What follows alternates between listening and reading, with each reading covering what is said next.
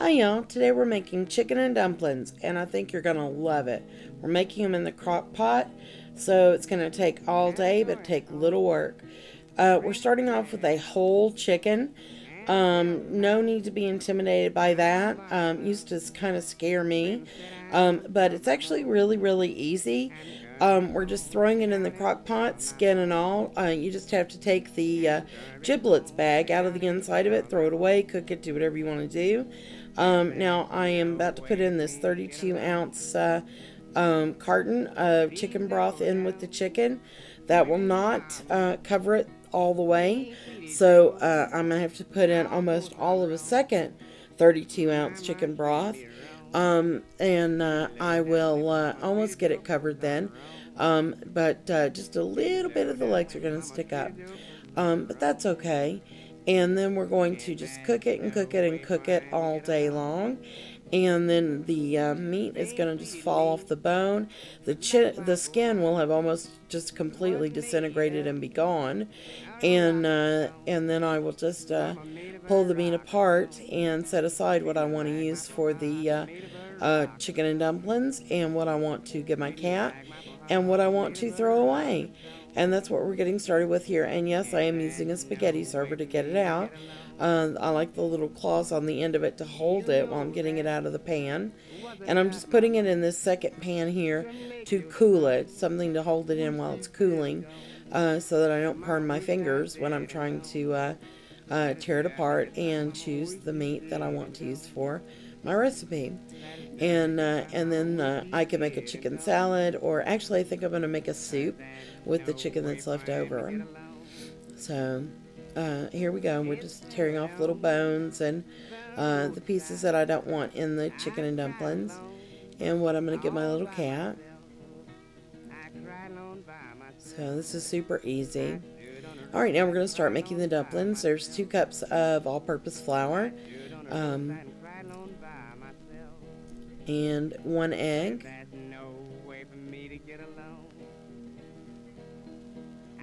1 teaspoon of salt, 6 tablespoons of softened butter, which just means it was sitting out for an hour before we started, and half a cup of milk. Now I'm going to start mixing this with my with a spoon, and then I'm going to start using my hand and mix it with my hands. And you want to mix it until a ball forms. And a mixer would actually work well with this. I just decided to use my hands.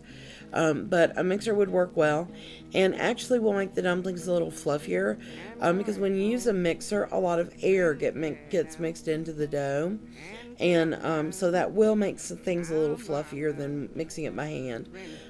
So there's something to think about, because some recipes that doesn't work as well, but with this one it's just fine. So you might think about that, because these can turn out rather doughy. And this, for me, actually did, because I cut my dumplings a little too thick. But I'll show you that in just a second.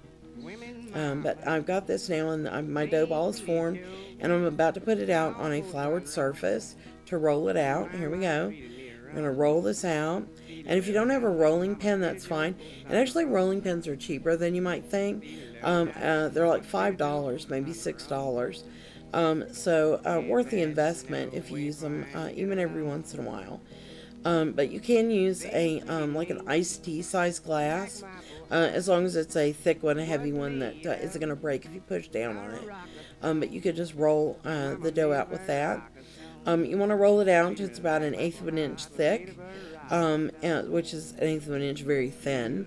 And these dumplings will cook very well for you in the crock pot. They'll cook all the way through. Anything thicker than that will turn out fairly doughy, which I actually did make mine a little too thick. You also want to make them about bite size, which will also cook faster in the crock pot. But I'm not following my own advice here. I'm making mine the size that my granny makes hers, and I guess that's really pretty much the only reason why I'm doing that. So I'm not really taking my own advice. But anyway, We're just cutting the dumplings now. And I know it doesn't look like much, that there's going to be that many. But when you see the crock pot, you can see it's pretty well full of dumplings. You can cut them also into shapes if you want to be creative. If you have children, they like that. Okay, here we go. We're going to add in the dumplings. And you're going to put them in. You're going to see they're going to go to the bottom. And that's good. And when they come to the top, they're cooked. When they float up, they've cooked all the way through.